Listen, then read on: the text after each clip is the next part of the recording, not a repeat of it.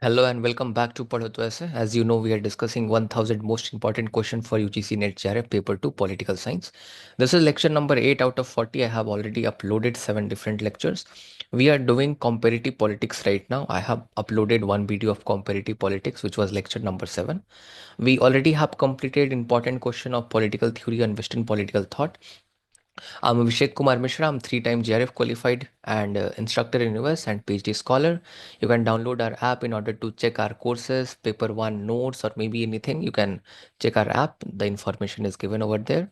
Also, if you want to, take this PDF for free, you can download our app. Soon we are going to update everything on the app. I'm not getting the time nowadays, but as soon as I'll get the time, and so I ask my team, they're also busy with mock test and test series of CVT, PG, and UGC net. So I'll ask them to update them. Let us come with question number one. Consider the following statement regarding the behavioral approach in comparative politics. So behavioral approach, statement number one, it focuses on observable and measurable political behavior. So that is the correct statement because behavioral approach is all about the experimenting, all about the observation. So this is correct. All about the facts, all about the empirical data. Second one, it rejects the traditional study of institution and norms. That's also true. So whatever the traditional study of institution and norms were there, the behavioral approach rejected it and focused more on the empirical data. Third one is it is heavily influenced by the positivist methodology. That's also true. Positivist methodology try to make everything as natural science. So behavioral approach was also doing the same thing. So all of the statements are true. So 1, 2, 3 are the correct answers. So option number D is the correct answer for this. Now let us go to the next one. Now dependency theory. So Cardoso gave dependency theory. A.G. Frank gave dependency theory. Roll Pressmatch gave the dependency theory. A lot of thinkers gave the dependency theory, right? And so let us understand. It originated as the critique of modernization theory. I told in the previous lecture also about modernization theory. So dependency theory was originated as a response to the modernization theory. You can watch that lecture. I told you that in detail. Now the second one is it views developed nation as perpetuating economic dependence of the developing countries. That's also true. It views developed nation as okay. So they are saying that there is the economic dependency, right, of developing countries on the developed countries. So this is what the second statement is all about. The third, it supports the idea of self-reliance for the peripheral economies. That means the economies which are in the developing phase, they should have the self-reliance, right? That is also very important. In fact, the India is also trying to become the Atmanirbhar Bharat nowadays. This is the slogan very famous nowadays in India. So all three statements are correct here also, right? So 1, 2, 3 would be the correct answer. Now let us try this one. In last class also, I told you about Lipschard. He gave the concept of the consociational democracy in his book called Patterns of Democracy. So let us study the statement given over here. So consociational democracy is suitable for deeply divided societies. It emphasizes the power sharing upon among different social groups. It discourages the use of the proportional representation. Actually, consociational democracy is highly suitable for the divided society because consociational democracy is arguing that you must take decision by making consensus among different groups. The decision must not be made just by voting by just by the majority group. There must be the consent of minority at the same time. So therefore, deeply divided society which has a lot of caste, class, and race, there must be the consociational model in order to have a political stability and the social harmony.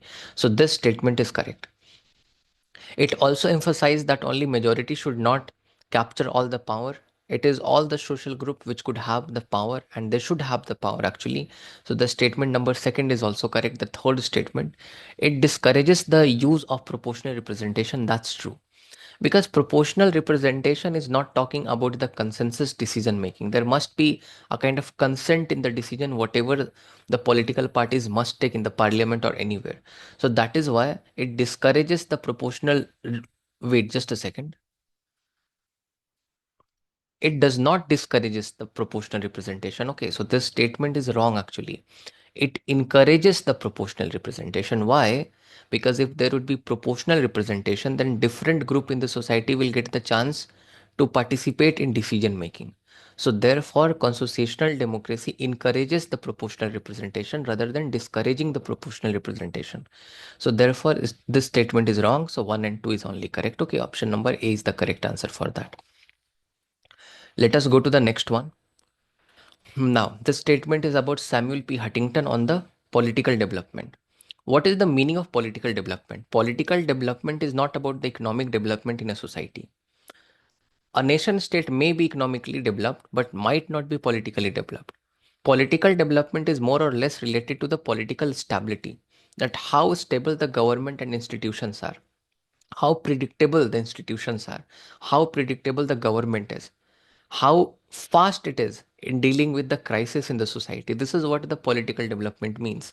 So, statement number 1 says political development is synonymous to economic modernization. That's wrong, actually. Institutionalization is a key factor in achieving the political stability. That's true. There must be, a set of institution in any society which must be functioning according to the rules and regulation and rule of law, so that there must be a political stability. Third statement, rapid social mobilization without institutional growth leads to instability. That's also true. If you are just doing the social mobilization, if you are mobilizing the people in the society, right, without any institutional growth, if you don't have the capacity, the institutional capacity to control them, and you are just mobilizing them, then it leads to instability. So therefore, this statement is also correct. So statement number 2 and 3 is correct. So option number B is the correct answer for this. I hope you get this one. Let us go to the next one. Consider the following statement about the rational choice approach. I already told you about the rational choice approach. Also is the thinker in comparative politics associated with the rational choice approach. A rational choice approach talks about maximizing the utility, maximizing the benefit, maximizing the interest of the people. When the people are taking the decision, they always keep their own interest in their mind before taking the decision. So it assumes that the individual act to maximize their utility. That's true. They want to maximize their profit. It applies economic models to analyze the political behavior. That's also true.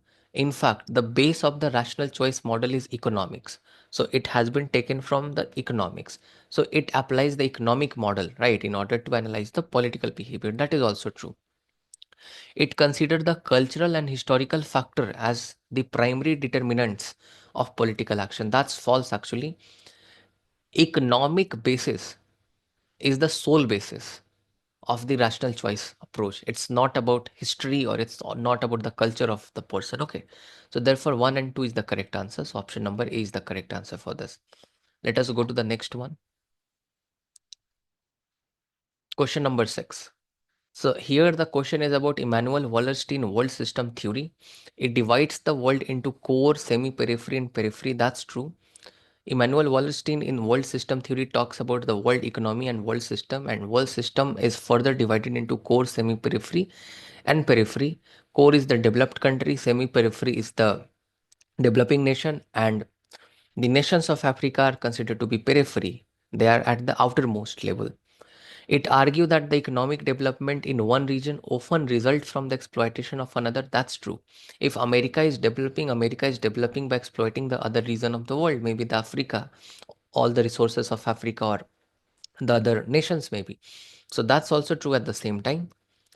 It supports the idea of modernization. No. World system theory is against the idea of modernization. What was the idea of modernization? That if you want to be developed, you need to follow the trajectory of the Western nation. This is what the modernization theory was all about. This was propounded by David Apter, also the W. Rusto.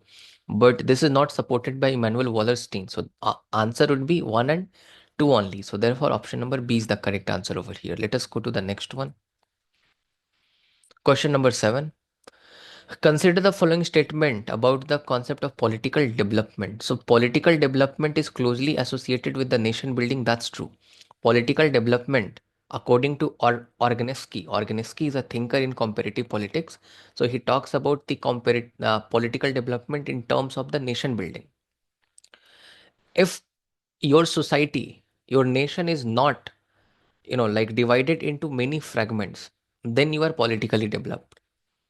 If your society is having a lot of cleavages, if it is having a lot of discrimination, also a lot of partitions are there, then that is not the sign of the political development. Okay, so this is correct. Number 2, it involves the creation of effective and adaptable political institution. In number 2, it says that it involves the creation of effective and adaptable political institutions. Okay, that's also true actually. That's also true what it is talking about. And third one, it requires the establishment of the market driven economy. So like for political development, it's not necessary to have the market driven economy. So answer is only option B. 1 and 2 is correct, right? Third one is not correct. Now let us go to question number 8. Charles Tilly is very famous about his statement that nations are fighting the war, and war are again responsible for more and more nation, right? More and more nations are created due to war, and again those nation again they fight the war. So actually creation of the state is nothing but a process by which through war actually, the process of war making, right? This is what it is all about. So states emerged as a result of the process of war making. That's true. First one is true.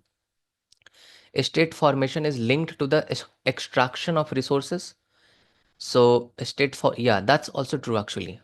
It is very important why the people are making the state, so that they could have the better authority over the resources in a particular region, right? A state here, I mean country. Okay, I'm not talking about Bihar, Jharkhand and UP and Andhra Pradesh in that case.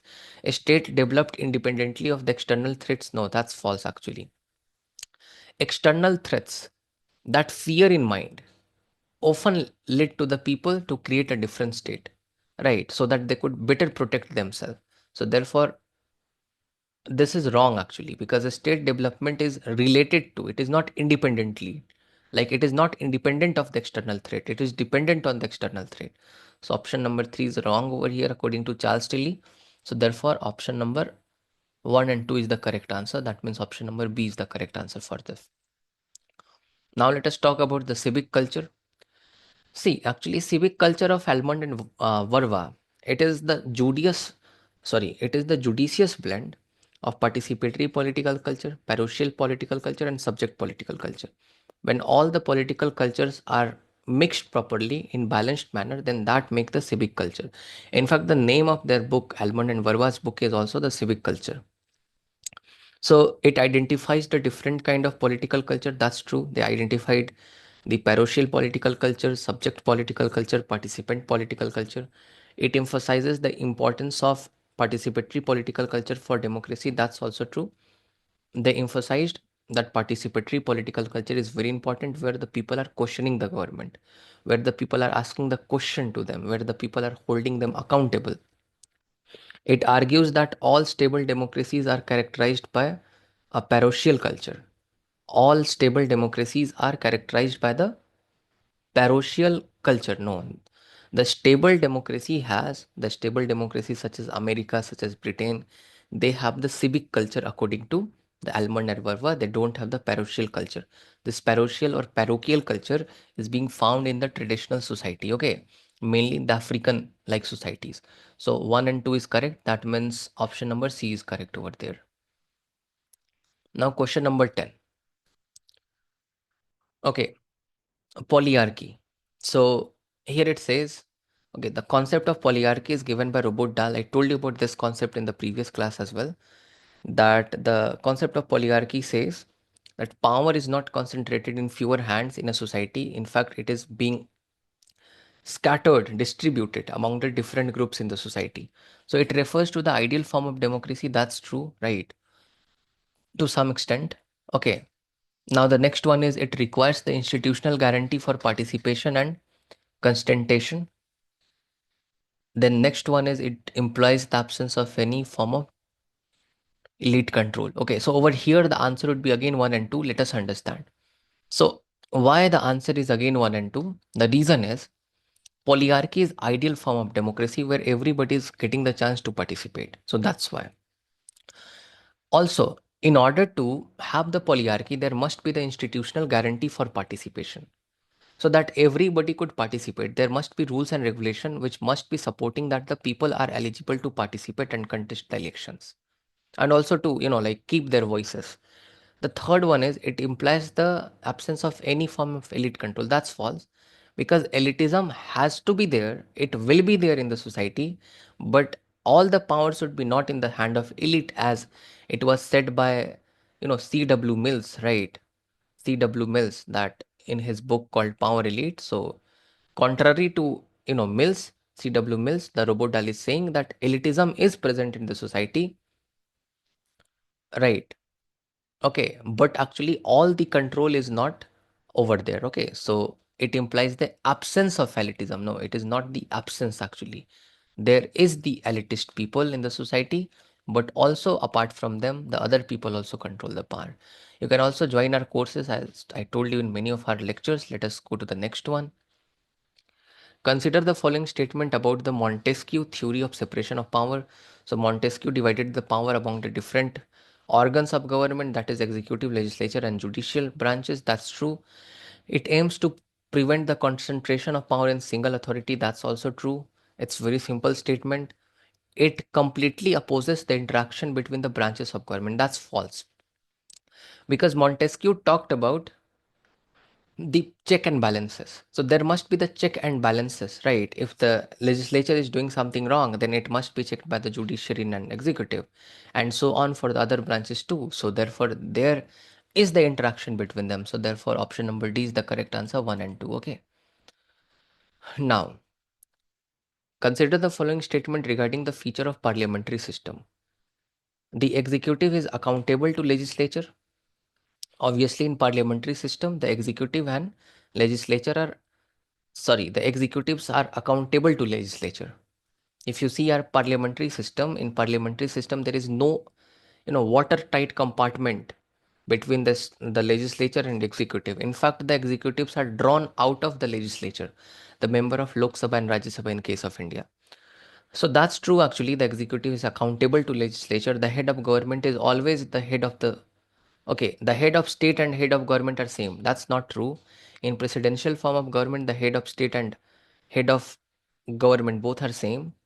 But in parliamentary form of government, the head of state is president and the head of government is the prime minister, okay, who is heading the council of minister. So that's wrong actually.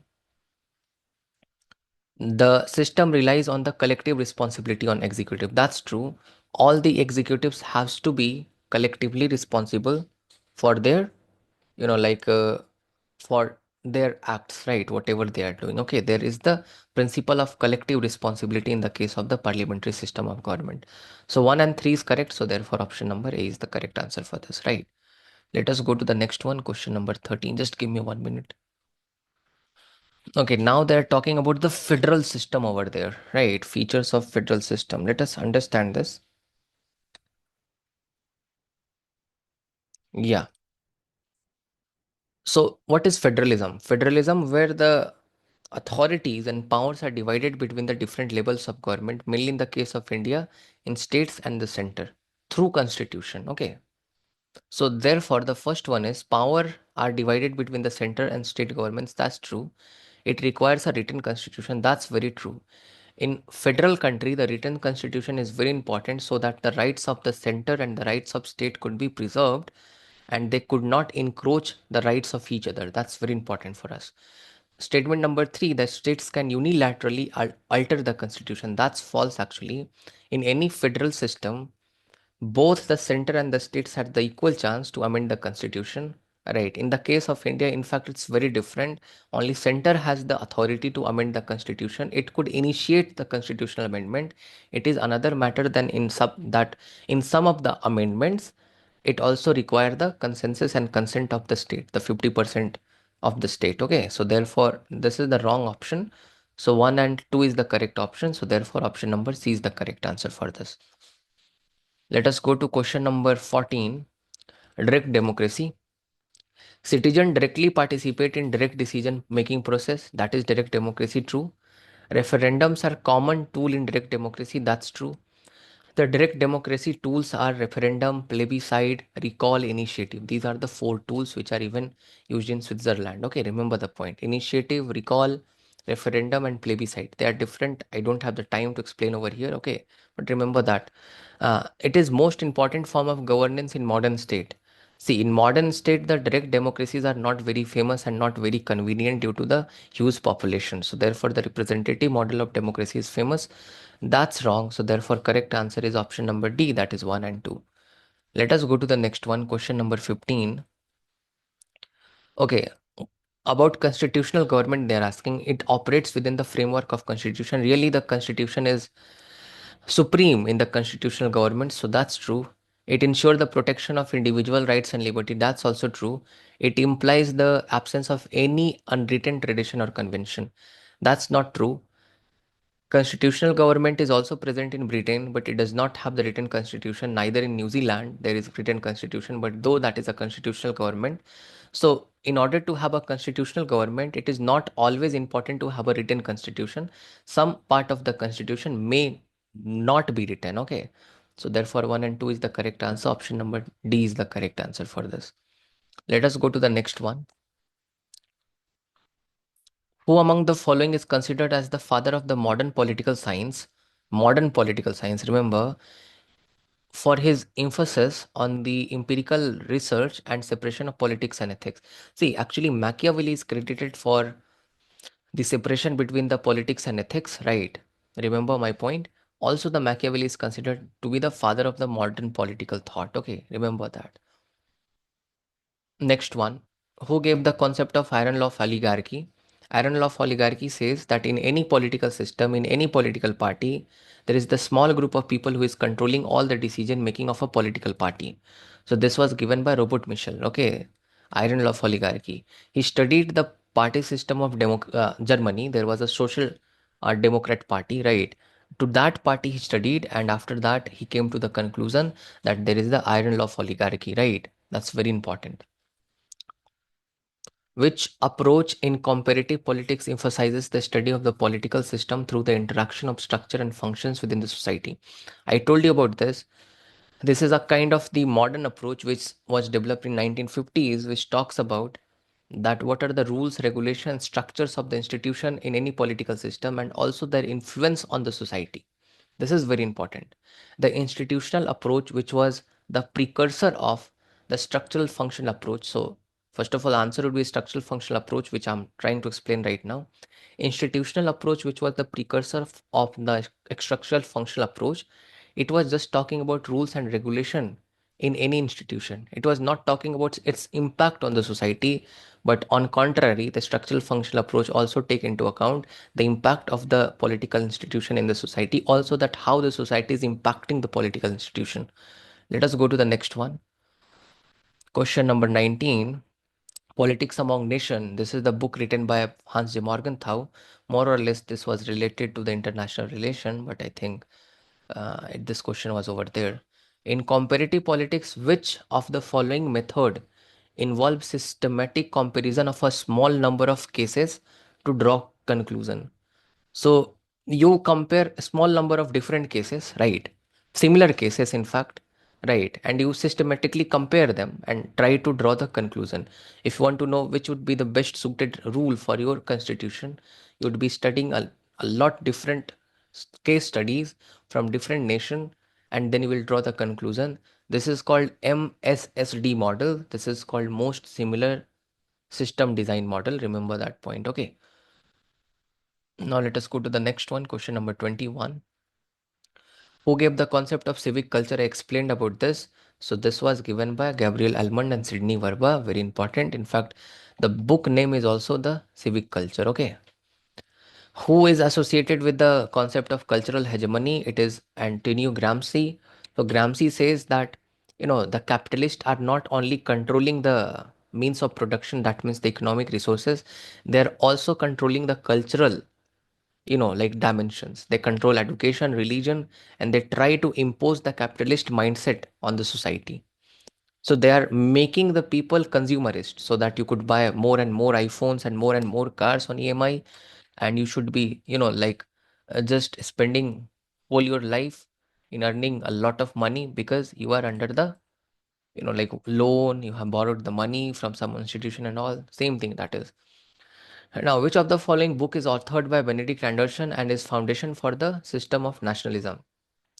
So Benedict Anderson is very famous for his book called Imagined Communities, right? And in this book, he gave the concept of the nationalism. Very important.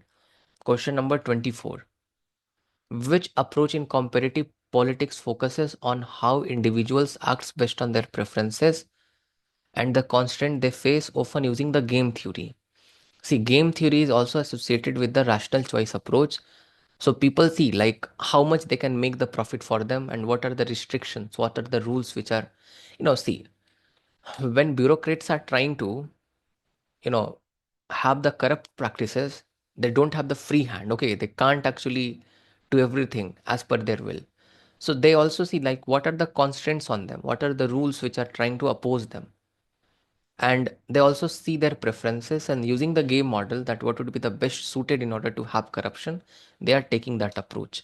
So rational choice approach would be the answer for this. Let us go to the next one. Two party system theory. Okay, so two party system theory is given by Duverger. This is called Duverger law also. Duverger law is not applicable on India. In rest of the world, it is applicable. What is Duverger law? Let us understand.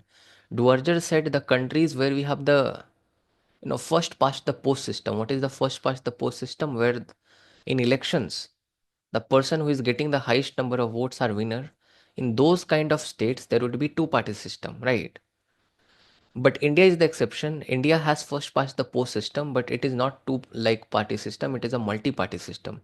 And the countries with proportional representation instead of first past the post, they will have the multi-party system. But India is the exception in that case. But Duverger actually talks about two-party system theory in that regard. Also, he wrote a book called Political Party, very famous. Okay.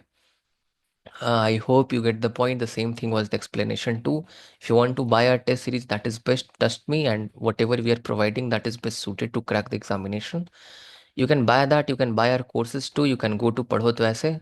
You can download the app from the Google Play Store, only available for the Android people. For iOS, you can use the website. Okay, the app is not available for iOS. Thank you so much. Have a good day ahead. If you're watching this video at night, have a good night ahead and all the best for your exam.